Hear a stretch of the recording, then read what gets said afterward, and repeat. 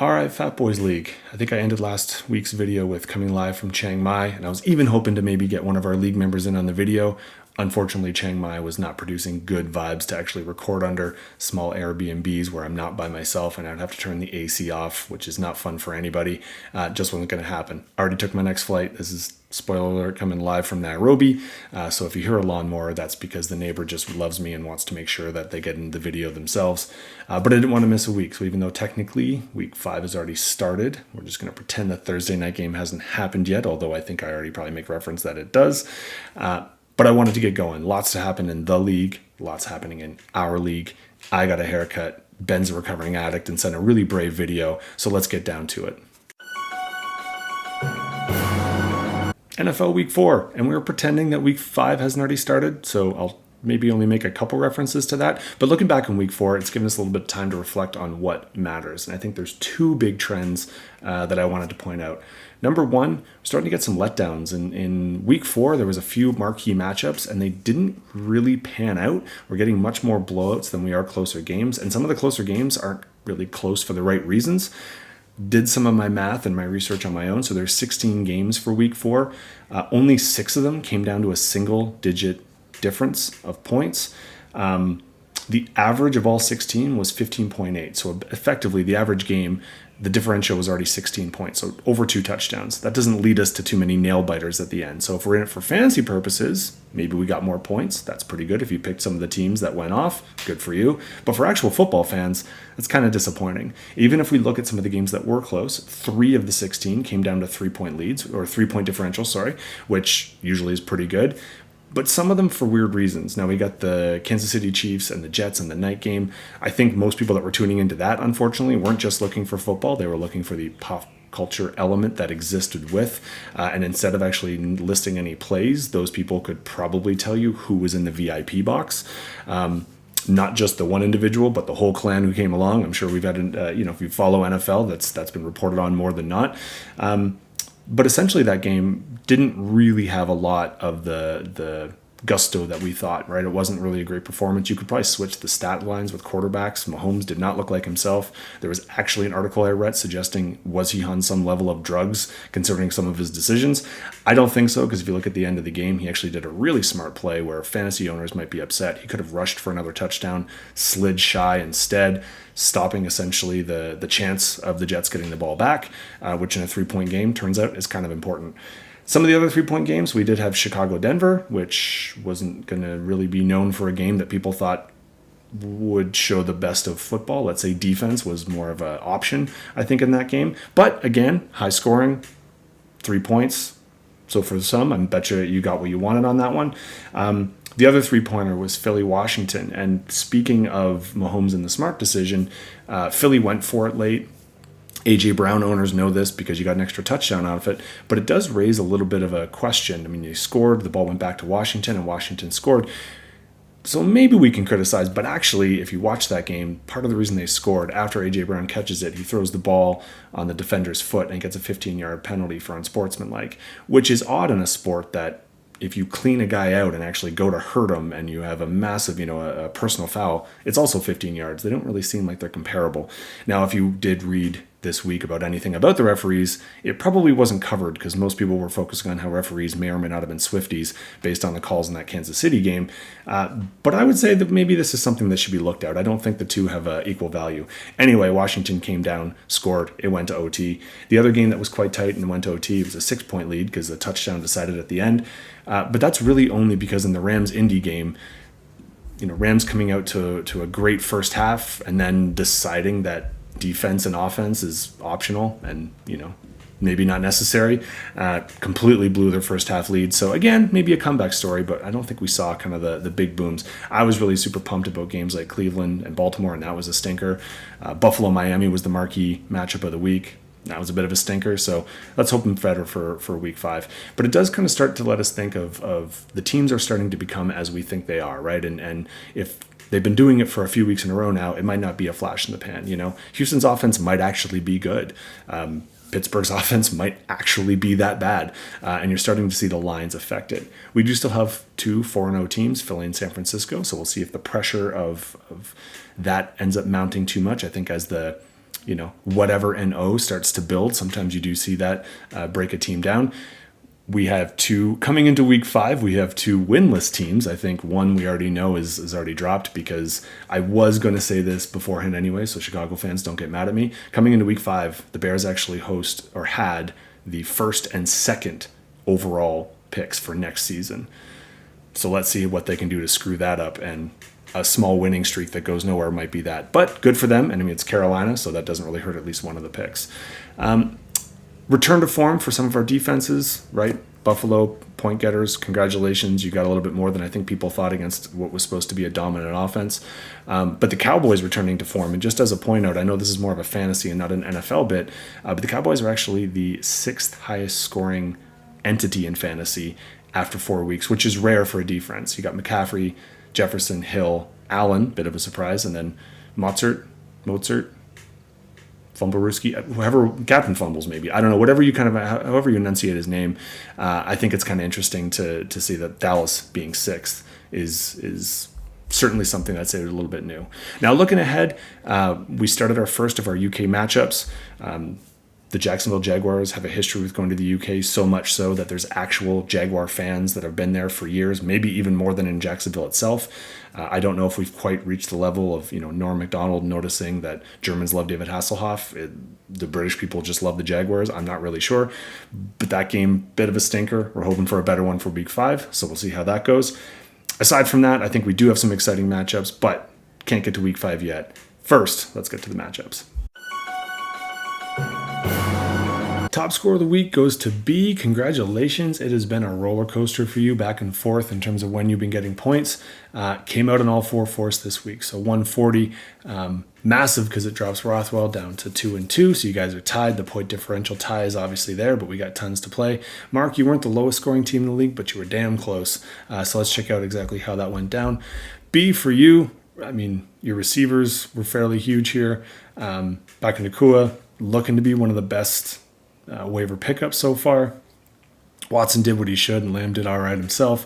Realistically, too, you look at your kicker, top-rated kicker, Andrews. He was our second top-rated tight end. That was enough to kind of put you forward. I thought Kansas City was going to score a few more points, but they didn't really help you out. But again, they did just enough. You didn't really have one real stinker over Stevenson, was kind of close. Mark, on the flip side, you had more stinkers than not. Obviously, the Mustard Man Bijan did just well for you, or did just fine, sorry. And you were certainly all about the base. He was a kicker 3 for us this week. So this apparently was a battle of the kickers. Everybody else pretty much underperformed. This was Pollard's worst outing. Mixon hasn't been doing it great for you. And the receivers were just killing you, unfortunately. But no more so than Cousins, who's been kind of a beacon for you. Who's certainly been someone you've been counting on. And here's the real kicker about this matchup. Look at these benches. These benches would have beaten most other teams in another week. So B just sitting on gold mines with his wide receivers. Even Brian Robinson, the other B Robinson, would have been cool if they would have gone after each other. So we should have thought about that. And then we got Chicago. I know Monty, I get it. He was hurt in week 3, so he didn't trust it for the Thursday nighter. But he came out with 3 touchdowns. Fields looked like he was gold, although is that Chicago being good now?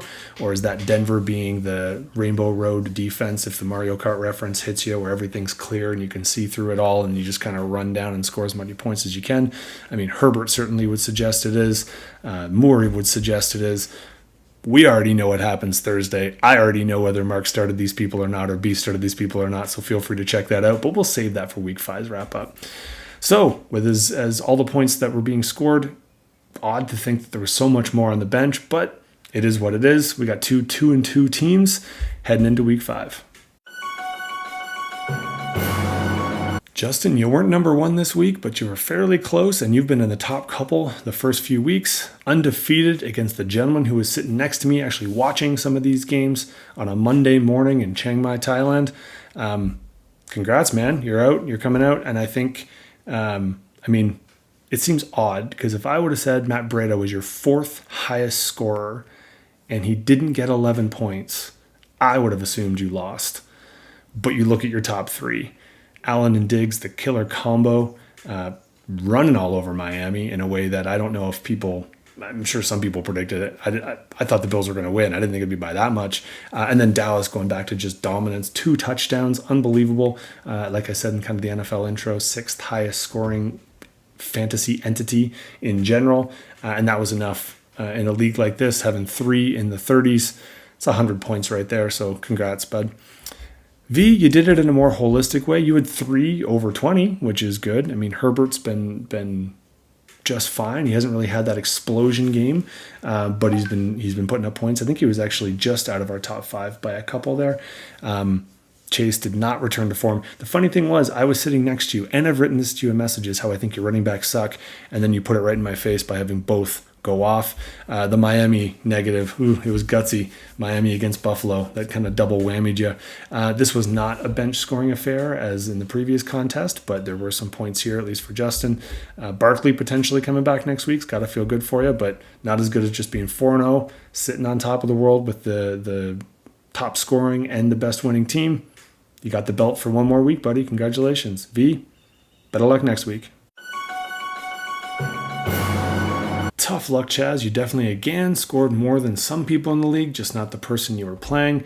You are, I believe, our last remaining Ofer, and maybe the person who is generous enough to help me out will help you next week, but we'll get to that near the end of the video. On the plus side for you, Buffalo's defense did great, especially against an offense like Miami, really cementing themselves as people that you're going to want in your lineup pretty much week in and week out.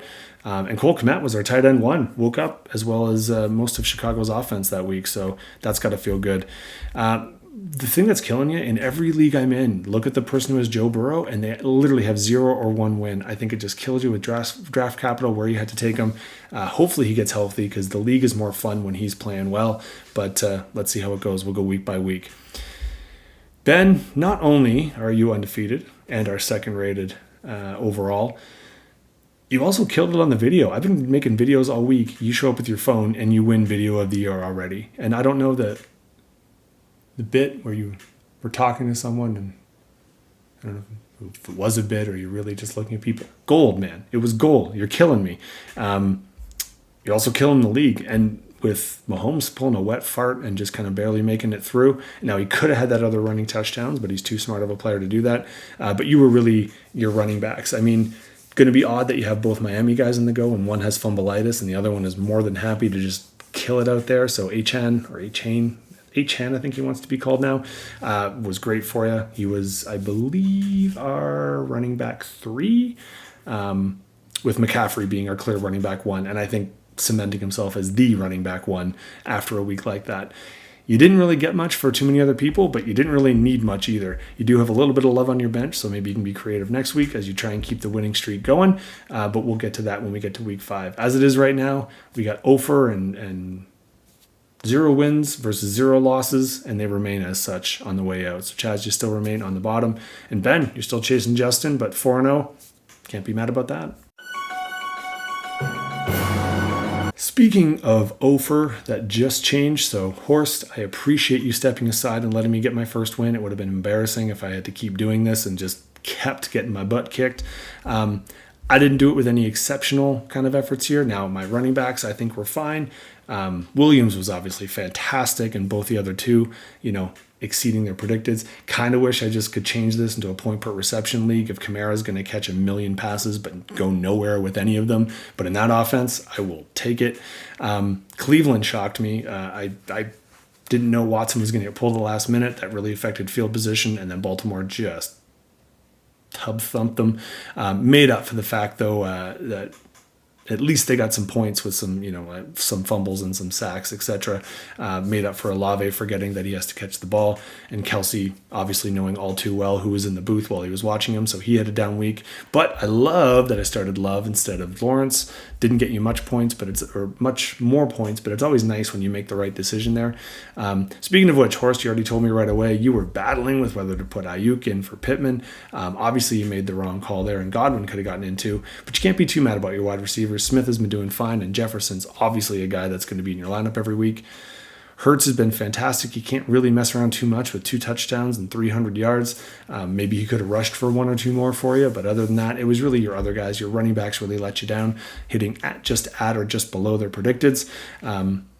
And Cincinnati and Tennessee, that game just didn't go the way you needed it. So if I'm not mistaken, you bump into another O for gentlemen. So are you going to be as courteous and step away for Chaz to get his first win in week 5? Or are you going to say, no, enough is enough, 2-2. You're still 4th in the league. You're still doing just fine. I'm fully expecting you to bounce back next week. But thanks, man. I really needed that win. Jake being our lowest scoring winner, but still getting the win. John being our lowest scorer in general, and obviously taking the loss. How it went down, I mean, for John's side, if you look, one guy, Cook, hitting or exceeding as predicted. Everyone was below. This is turning into that league where you kind of need a couple guys each week to go off for 20 plus or sometimes way more, and that's how we're getting a lot of our points. Didn't really happen for you, John. I'm sorry about that, pal. You did leave some on the bench, though. Pacheco, did not expect him to be the only Chief who really stepped up, but he was. So if that's a trend for you, that wouldn't be too bad. On the other side, Jake, the best thing, I mean, it finally happened. Jake Ferguson has come home. Enough said. Well, except Taylor's coming back next week. Got to feel pretty good about that. I mentioned the Baltimore-Cleveland game. Obviously, the hyphenated quarterback was no match for Baltimore, who just 3 picks. And if you watch that game, that guy looked like he was crapping himself for the entire first half. That was really your big, them and Jackson. That game kind of cemented it for you. You got some Anus kicking field goals for you in England, and hopefully he keeps doing that next week. Everybody else, I mean, Allen and Hill, they've been your bread and butter, and they let you down. But hey, if you can have your arguably two of your 3 best players kind of have nothing games and you still come up with the W, man, I would take it. 3rd in our league, 3-1. I believe you're the only 3-1. Double check that, but I think you are. So well done. You got the W. Waylon, regroup, retool. Hey, at least you got a win. Week 5, anything can change. But Jake, this makes me so happy. Jake Ferguson has come home. All right, this is where the cat comes out of the bag. I did mention that I'm recording this just after the Thursday night game due to travel, and you can see that because our scores already impact that. Now, if you're wondering, wait, shouldn't there be a few more points on the board? Like, a few people went off for Chicago? You're right. So, who left the Bears on their bench? I will leave that to week 5, but you can go and check yourself if you want. Looks like we already got a matchup here, so unlucky for Ben. He's really trying to keep his undefeated streak going. B's having none of it right now, predicted quite heavy, but let's see how things roll. Like I said, is Horse going to bow down and let Chaz, or is Chaz going to earn his first W? I'm up tough against Jake Ferguson and Jake Ferguson. We got a good matchup here that looks like it's going to be quite tight with V and Waylon. And then looking like one of the premier matchups here, we got our number 1 in the league against Mark, who's a former, he's essentially the dynasty of this league. Is there going to be a formal passing of the torch as early as week 5? Only time will tell. Like I said, I think in the intros, I will be recording again in Nairobi, hopefully before I fly, so I'll have the video out for next week. Hopefully earlier than I did this week. Just a few things to keep an eye on. Remember, there's going to be another UK game. I think it's the Bills this time, but always the Jaguars, so keep an eye on that. Also, as you know, we're experienced people here. Bye weeks, they start now, so make sure you're paying attention. A lot of people are starting to come off waiver wires or come off injured, so should be a lot of action. Best of luck to everyone, so hopefully week 4, to the winners, well done. To the losers, it's about time to turn things around. It's not too late yet, but it's about to be. So let's keep looking for week 5, and I'll see you again coming live from Nairobi.